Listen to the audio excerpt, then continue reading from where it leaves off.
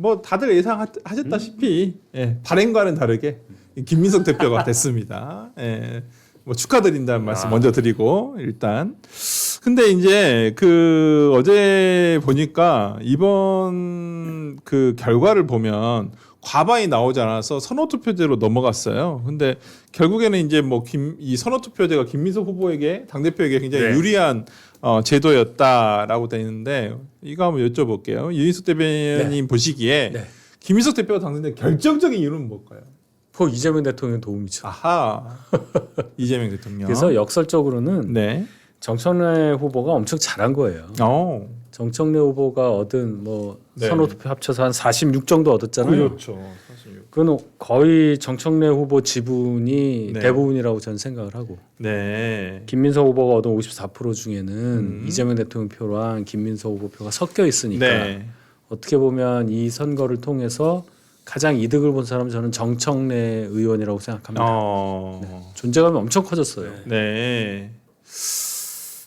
그러니까 이번에는 이상하게 결과를 그냥 딱 들었을 때는 누가 승자인지는 솔직히 잘 모르겠어요.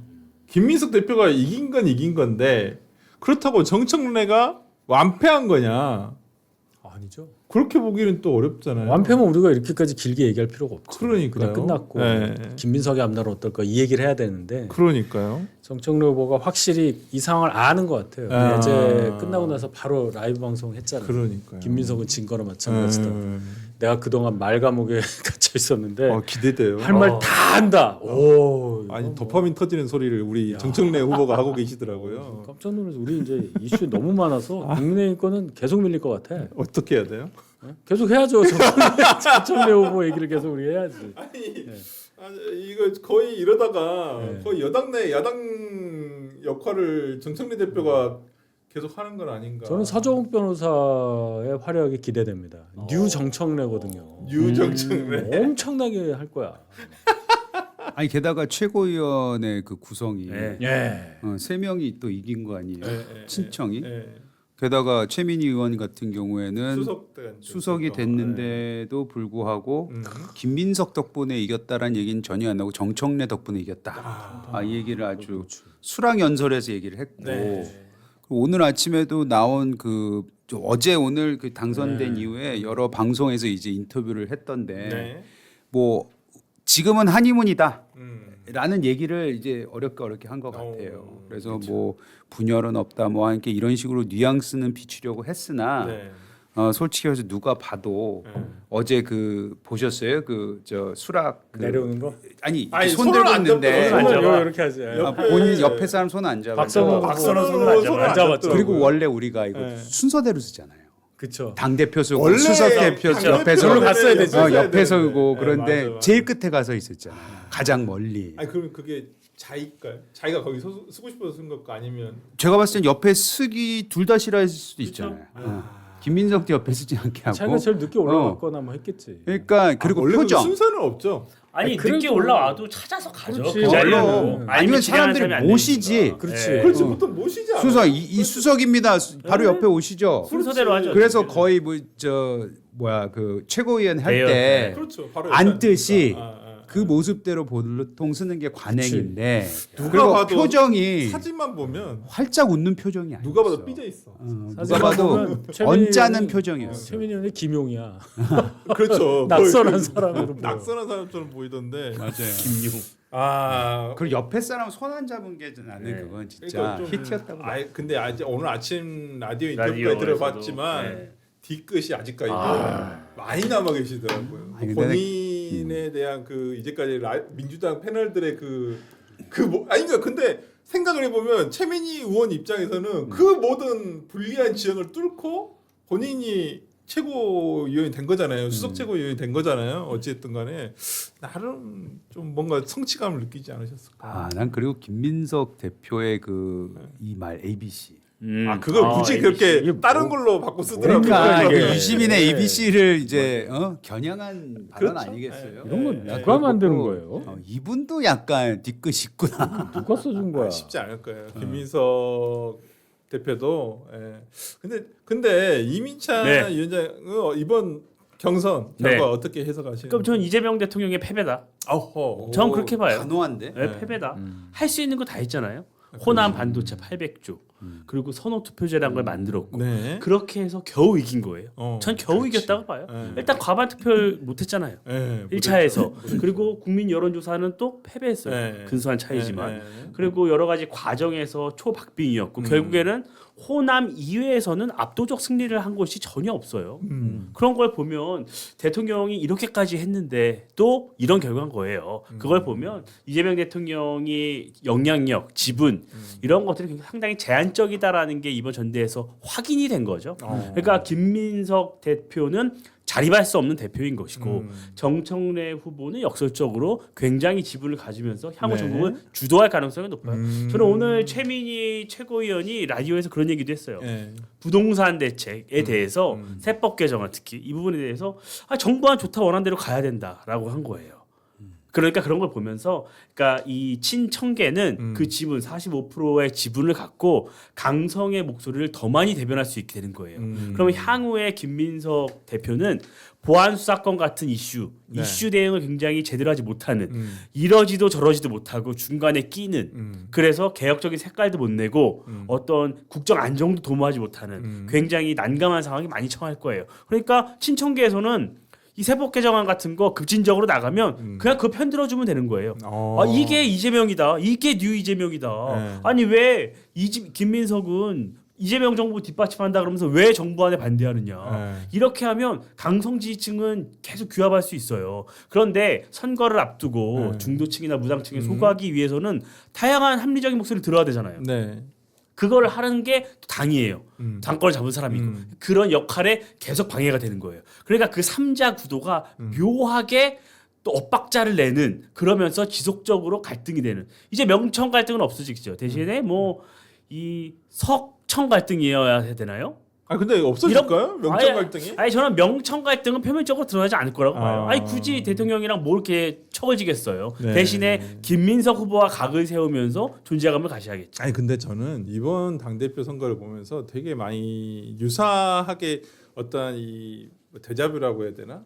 떠오르는 게 윤석열 정부 때 김기현 당대표 만들 때랑 거의 비슷하다고 보거든요. 김기현 당대표 만들 때 보면 그때도 진짜 대통령이 전폭적으로 민 후보가 됐었었고 뭐 그랬었는데 오래 가지도 못했어요 생각보다. 그때 제가 네. 김기현 후보 캠프에 맞아요. 대변인이었죠. 공보총괄 본부장 그랬구나. 사정을 많이 하는 네. 입장에서 일단 과반으로 이겼어요. 가만히 있어요. 그러니까 한 53% 나왔고. 그러니까 그때는 진짜 이번에 이게 더 안 된다는 게 그때도 저는 비슷하다고 봐요. 대통령이 어찌 보면 후광이 있고 김기현 대표 때도 여러 주자 안 치고 뭐 못 여기는 주저앉지는 않았지. 아니 어찌됐든 간에 못 나오게 할 뻔했는데 나온 거잖아요 정청래 대표가. 근데 예. 그때는 이제 뭐 나경원 의원이나 안철수 의원이 못 나왔지만 안철수는 나왔죠. 나오셨었나요 그때? 네.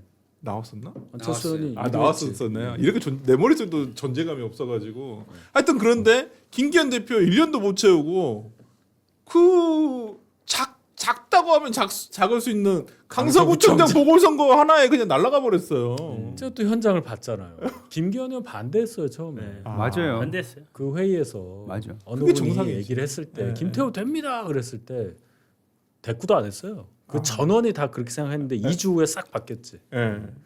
난 김태우로 서울시 제가 당협위원장으로서 네. 당시에 그 황당이 아. 아직까지도 잊혀지지가 않습니다. 우리 서울시당에서 회의를 하는데 후보를 정했다는 거예요. 네. 그래서 거기 이제 강서의 당협위원장들 있잖아요. 네. 그럼 이제 벌써 정해진 다음에 구상찬 뭐 있어요. 그 김성태 의원도 있고 그래서 제 기억이 나는 게 질문했어요. 아니 그 이러이러한 과정에서 됐는데 거기 잘 조직이 될 수 있겠냐? 네. 아무도 네. 아무 말을 안 해. 그러니까 야 우리 열심히 하면 돼. 뭐 야 이제 됐으니까 하자 이게 아니고 그냥 아무도 그냥 썩소 네. 아무 말도 근데 왜 못했던. 밀어붙인 거예요? 그는 순전히 대통령의 뜻이었어요. 대통령의 뜻이었고 일단은 그거를 그 면죄부를 줬잖아요. 그렇죠. 예, 그 사면을 시켜주면서 네, 바로 나온 네, 거 아닙니까? 네, 그거 자체부터가 이미 벌써 반감이 컸고 그 과정에서 김태우 당시 후보가 본인이 이길 수 있다는 어떤 근거를 제시한 게 좀 효과를 발휘한 게 있었고 뭐 그런 여러 가지들이 작용을 했다. 아니 근데 어찌됐든 간에 저도 기억납니다. 김기현 대표가 정치인이에요.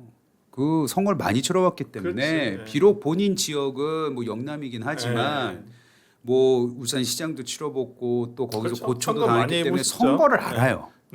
처음에 반대했다는 거 우리 다 알고 있었어. 음. 그래서 설마 안 되겠지라고 생각하고 있었는데 그래서 맘 놓고 넋 놓고 있었는데 갑자기 돼버린 거예요. 그러니까. 그건 대통령의 의지라고밖에 볼 수가 없는 하여튼 것이고. 뭐 저는 김민석 체제도 똑같지 않을까? 만약에 이렇게 간다면 대통령의 지지율이 하락세이고 이런 과정에서 뽑힌 정당 대표이고 여당 대표이고 그렇다면 과연 앞으로 어떤 평가할 만한 어떤 일이 벌어졌었을 때 좀 길게 못 갈 수도 있겠다. 공천권 휘두르기나 할 수나 있을까라는 생각도 좀 들어서 약간 좀 이번에 결과를 마치고 난 다음에 결과를 저 혼자 이렇게 해석을 해보면 그렇게 오래 갈 것 같지는 아니, 않다라는 느낌이 좀 진짜. 드는데. 오늘 특별히 말을 많이 하네. 네, 그 당 대표가 로망이라고 그랬잖아요. 그렇죠. 로망. 근데 이게 버킷리스트라는 게 체크 하나면 다음으로 가야 되잖아. 네, 그렇죠. 그럼 다음 버킷리스트 이제 로망이 바뀌었을 거 아니야. 대통령이겠죠. 대통령이겠죠. 네. 근데 아시지만 역사를 보면 네. 그 최고 권력하고 그 여당이 됐던 야당이 됐던 각을 세우지 않으면은 대통령 되기가 거의 불가능합니다. 된 적이 없어요. 그러네. 있나요? 없네. 없어요. 그렇죠. 그렇게 최소한 근현대 역사에서는 없었어요. 지난 20, 30년간은. 네. 그런데 김민석 대표가 이제 꿈을 꾸기 시작할 텐데 게다가 공천권도 줬는데 그렇죠. 나 다음 대통령 아니야? 이거 생각 안 하겠어요? 음. 그리고 공식만 보더라도 이 그러겠죠. 대통령과 이 갈등 구조를 인위적으로라도 만들어내야지만 이게 보통 대통령 그렇죠. 갈 수가 네, 있는데 네. 거기에서 나오는 파열음. 그래서 아까 이제 석청 뭐 네, 대립이라고 네. 했잖아요. 이게 의외로 네. 이석 대립이 될 수도 있다. 아 명석 대전이 되죠. 명석 대전이 될 명청이 수 아니라 있어요. 명석 대전. 명석 대전이 될 수도 있다. 저는 그런 생각이 들어요. 김민석 대표가 그런 얘기를 했더라고요. 네. 창조적 수평 관계를 만들겠다. 그럼 뭐 야 시작이 창조적이지. 창조적 수평 관계. 그래서 여러 단어들, 그러니까 수락연설에서 한 단어들을 보면 네.